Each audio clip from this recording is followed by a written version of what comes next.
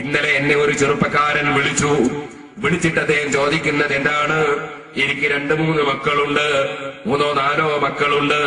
ഇപ്പോൾ എന്റെ ഭാര്യ ഗർഭിണിയാണ്. കഴിഞ്ഞ പ്രസവം ഓപ്പറേഷനാണ്. ഈ പ്രാവശ്യവും ഓപ്പറേഷൻ വേണ്ടി വരുമെന്ന് ഡോക്ടർമാര് പറയുന്നു. എന്റെ ബന്ധുക്കൾ പലരും പറയുന്നു, ഡോക്ടർമാര് പറയുന്നുണ്ട് പ്രസവം നിർത്തണമെന്ന്. അങ്ങനെ നിർത്താമോ ഉസ്താദേ എന്നാ ചോദിക്കുന്നത്. എനിക്ക് വലിയ സന്തോഷം തോന്നി. ഇത്തരത്തിൽ ചോദിച്ച് പഠിക്കുന്ന ചെറുപ്പക്കാർ ഉണ്ടല്ലോ, ആഖിറം ചിന്തിച്ച് ജീവിക്കുന്നവരുണ്ടല്ലോ. ഞാൻ അദ്ദേഹത്തോട് പറഞ്ഞു, ഡോക്ടർമാർ നിർബന്ധമായും നിർത്തൽ അനിവാര്യമാണെന്ന്. അതാ സ്വീകരിക്കപ്പെടാൻ പറ്റുന്ന ഡോക്ടർമാര് നിർബന്ധിച്ച് പറഞ്ഞാൽ നിനക്ക് ആ ഗർഭം നിർത്തുന്നതിന് സമ്മതം കൊടുക്കാം. നേരെ മറിച്ച് നിന്റെ കുടുംബം പറയുന്നതനുസരിച്ച് ചെയ്യേണ്ടവനല്ല നീ. അങ്ങനെ ചെയ്യാൻ പാടില്ല.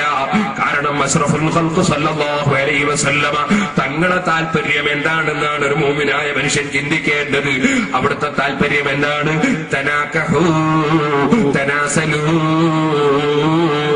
നിങ്ങൾ വിവാഹം കഴിക്കുവീൻ, നിങ്ങൾ സന്താനോൽപാദനം നടത്തുവീൻ.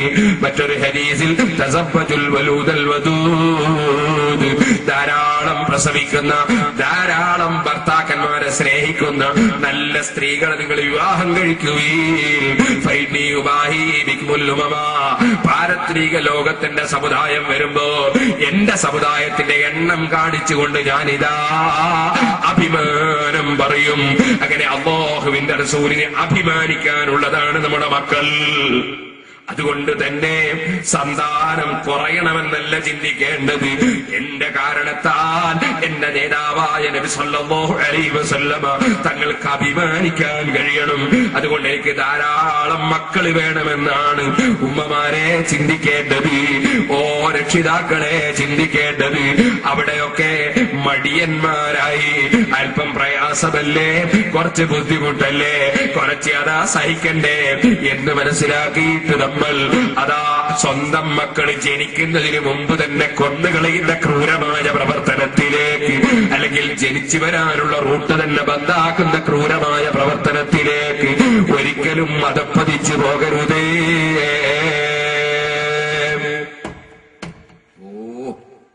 എല്ലാവർക്കും പറയാനുള്ള എന്താ? സന്താനം 1-2 മതി, മക്കൾ 1-2 മതി. വയലാൻ കഴിയൂലാണ്, ബുദ്ധിമുട്ടാൻ കഴിയൂലാണ്. ചങ്ങാതി 2 കുട്ടിയുണ്ടായിട്ട് 2 ഒരു ആക്സിഡന്റ് മരിച്ചു പോയാലോ? അപ്പൊ നല്ല വലിച്ചോ, പിന്നെ തീരെ കുട്ടിയില്ല. നിന്റെ മനസ്സിന്റെ വേദന തീരുവോ? നേരെ മറ്റേ 2 കുട്ടി ആദ്യം അള്ളാഹ് തന്നിട്ടുള്ളെങ്കിൽ അത് അള്ളാഹ് തിരിച്ചെടുത്തു, അത്രയേ ഉള്ളൂ. ഇത് നീ തന്നെ ബന്ധാക്കിയല്ലേ, നീ കൊന്നതല്ലേ, ജനിക്കുന്ന കുട്ടിയെ കൊന്നതല്ലേ, എന്നോട് ആരാണ് ഇതിന് പറഞ്ഞു? ചോദിക്കട്ടെ, നീ ലോകത്തേക്ക് ജനിച്ചു വീഴുമ്പോൾ നിന്റെ റൂട്ടാരും ബന്ധാക്കിയിട്ടില്ല, അതുകൊണ്ടല്ലേ നീ ജനിച്ചത്. ഇപ്പൊ നീ ചിന്തിക്കാണ് ഇനി വരുന്ന റൂട്ട് ബന്ധാക്കണം. നീ എത്ര വലിയ അക്രമിയാണ് മനുഷ്യ, എത്ര വലിയ അക്രമിയാണ് നീ. ഇങ്ങനെ വരുമ്പോ ആ റൂട്ടാരും ബന്ധാക്കിയിട്ടില്ല, അതുകൊണ്ടല്ലേ നീ വന്നത്. ഇനി ആരും വരാൻ പാടില്ല എന്ന് തീരുമാനിക്കുന്നതിന്റെ പോലെ അക്രമിയാരാണ്? ഇനി ഞാൻ ചോദിക്കട്ടെ, ശാസ്ത്രീയമായി വളർന്നൊരു കാലമല്ലേ ഇത്? അതെ, എന്തിനാണ് ഈ മനുഷ്യ ജന്മത്തെ ഇല്ലാതെയാക്കുന്നത്? എന്തിനാണ് ഇല്ലാതെയാക്കുന്നത്? സുബ്ഹാനല്ലാഹ്. ആളുകൾ കൂടി ഞെരിക്കം പിടിക്കും ഉസ്താദേ. അങ്ങനെ എന്നാ നിങ്ങൾ പ്രായമുള്ള ആളുകളോട് ചോദിക്കുക. ഇപ്പൊ മനുഷ്യന്മാർ കുറെ കൂടുതലല്ലേ ചെയ്ത്, അവരെ ചെറുപ്പത്തിനും അത്ര മനുഷ്യന്മാരില്ലല്ലോ. ഇപ്പൊ ഞെരിക്കം കൂടിയതോ അല്ലെങ്കിൽ ഞെരിക്കം കുറഞ്ഞതോ? എന്റെ ചെറുപ്പത്തിലൊക്കെ ഞാൻ നേരിൽ കണ്ടതില്ലേ സാമ്പത്തികമായ ഞെരുക്കം. എത്രത്തോളം? ഒരു കല്യാണ വീട്ടിൽ ചെന്നാൽ ഇന്നത്തതുപോലെ 100 കൂട്ടം വിഭവങ്ങളൊന്നും ഇല്ലട്ടോ. ആകെ ഒരു നെയ്ച്ചോറും കുറച്ച് ഇറച്ചിയാണ് ഒരു കല്യാണത്തിന് ഉണ്ടാവുക. ആ നെയ്ച്ചോറും ഇറച്ചിയും കൊണ്ടുവന്ന് വെച്ചാൽ തന്നെ അവിടെ പ്ലേറ്റ് എന്ന് പറയുന്നത് ആഹ്റസമാന്റെ പ്ലേറ്റ് അല്ല. ഇപ്പൊ ആഹ്റസമാന്റെ പ്ലേറ്റ് ഫാൻ ഇടുമ്പോ പറന്നു വന്ന പ്ലേറ്റാ. അങ്ങനത്തെ ആഹ്റസമാന്റെ പ്ലേറ്റും ഗ്ലാസ്സും ഒന്നും അന്നില്ല. അന്നത്തത് മര്യാദക്കുള്ള പ്ലേറ്റാ, മര്യാദക്കുള്ള ഗ്ലാസ്സാ.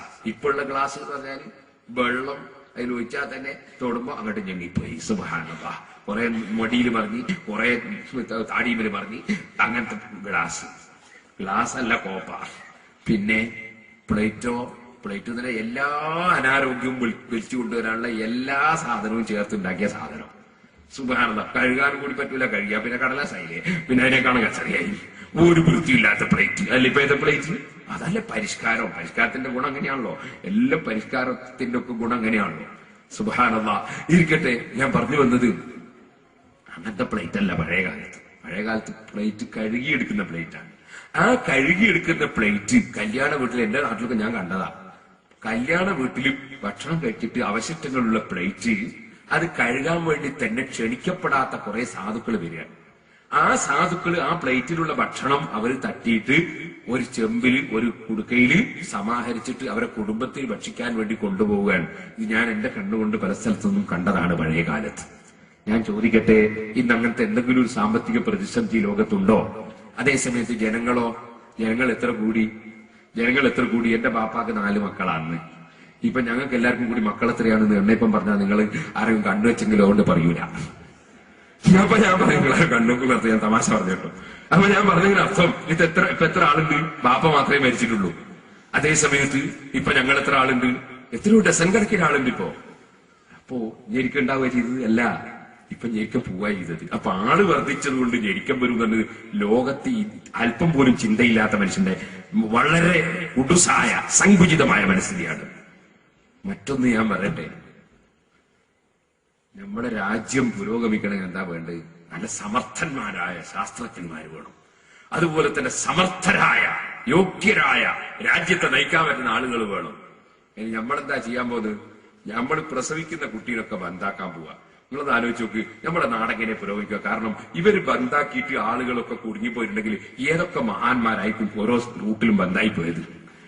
ഈ പ്രസവിക്കുന്ന റൂട്ടല്ലേ ബന്ധാക്കുന്നത്. അപ്പൊ ഒരമ്മ അല്ലെങ്കിൽ ഒരു ഉമ്മ പ്രസവിക്കുന്ന കുട്ടി ചിലപ്പോ നമ്മുടെ രാജ്യമൊട്ടാകെ ലോകമൊട്ടാകെ ഏറ്റവും പ്രശസ്തമായ ഏറ്റവും ഉന്നതമായ രാജ്യമായി ഈ രാജ്യത്തെ വളർത്തിയെടുക്കേണ്ടവരൊക്കെ ഈ കുടുംബാസൂത്രണക്കാരെ പരിപാടി കൊണ്ട് ബന്ധായി പോയിട്ട് അവിടെ ബ്ലോക്കായിട്ട് പോയിട്ടുണ്ടാവൂലേ? അങ്ങനെ ബ്ലോക്ക് ആവെങ്കിൽ ഓ മനുഷ്യ, ചിന്തയില്ലാത്ത ബുദ്ധിയില്ലാത്ത ഏർപ്പാടിന് പോകരുത്. മറിച്ച് അതാ നബി സല്ലല്ലാഹു അലൈഹി വസല്ലം തങ്ങളുടെ വാക്ക്, തനാകഹൂ തനാസലൂ,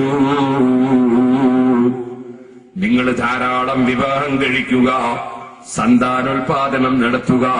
ഫഇന്നീ ഉബാഹി ബികുമുൽ ഉമം, നിങ്ങളെ കൊണ്ട് ഞാനിതാ മറ്റ് സമുദായത്തിന്റെ മുമ്പിൽ അഭിമാനം പറയുന്നതാണ്.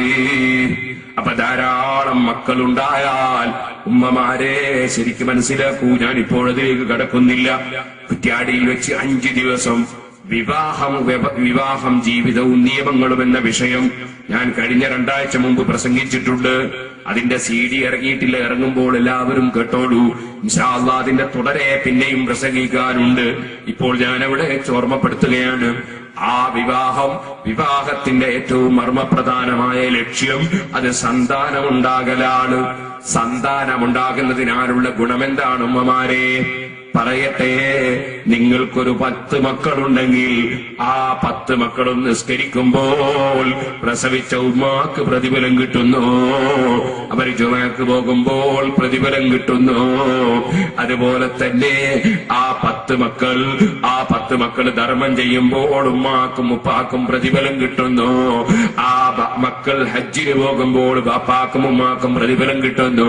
ആകയാൽ മക്കൾ ഏത് നല്ല കാര്യം ചെയ്യുന്നുണ്ടോ അതിനൊക്കെ ബാപ്പാക്കും ഉമ്മാക്കും പ്രതിഫലമുണ്ട്.